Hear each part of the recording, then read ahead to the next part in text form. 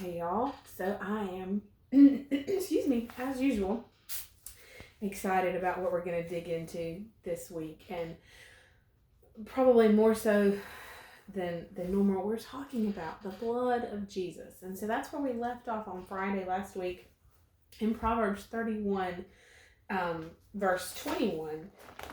And let's just get a refresher of that. And it says that she fears not the snow for her family, for all her household are doubly clothed in scarlet. The Passion translates it like this: she is not afraid of tribulation, for all her household is covered in the dual garments of righteousness and grace.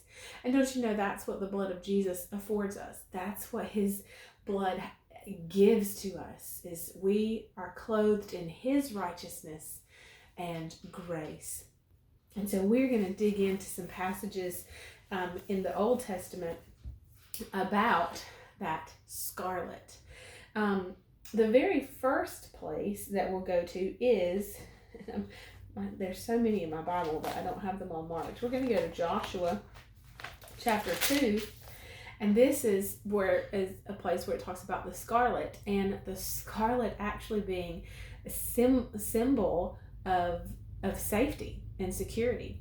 And so you know the stories, the accounts, because I don't like to call them stories, but two spies into Jericho. And of course they stayed at Rahab's house and she hid them. So this is Joshua chapter 2. And she hid the spies because she knew there had been talk about Jericho, that the Israelites were coming and they were going to take Jericho. Because, of course, the Israelites are now on their way to the Promised Land. And so she, in order to hide them and to save them, she says, I want my family saved. So let's go to Joshua chapter 2. And let's just read. Where are we going to start? Might as well start at verse 1.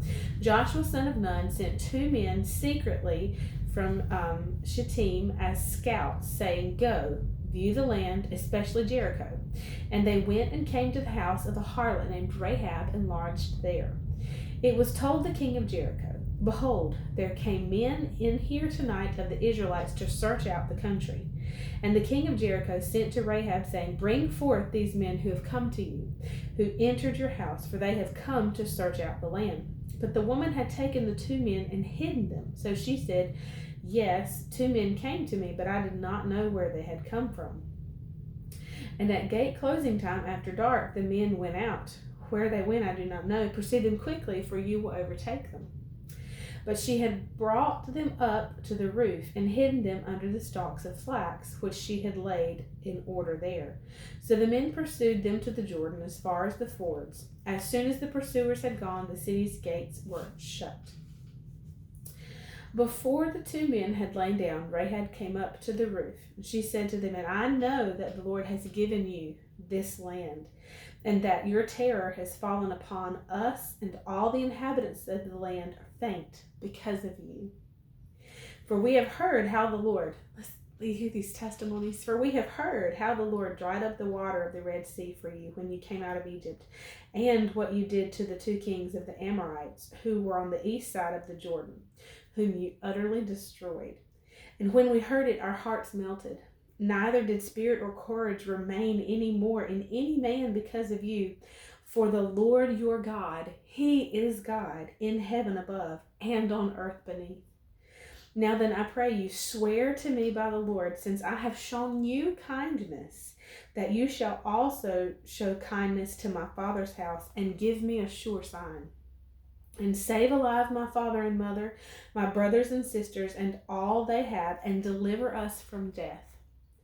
And the men said to her, our lives for yours. If you do not tell this business of ours, then when the Lord gives us the land, we will deal kindly and faithfully with you. Then she let them down by a rope through the window, for her house was built into the town wall, so she dwelt in the wall. And she said to them, go get to the mountains, lest the pursuers meet you. Hide yourselves there 3 days until the pursuers have returned, and afterward you may go your way. The men said to her, we will be blameless of this oath you have made us swear, the responsibility is now yours.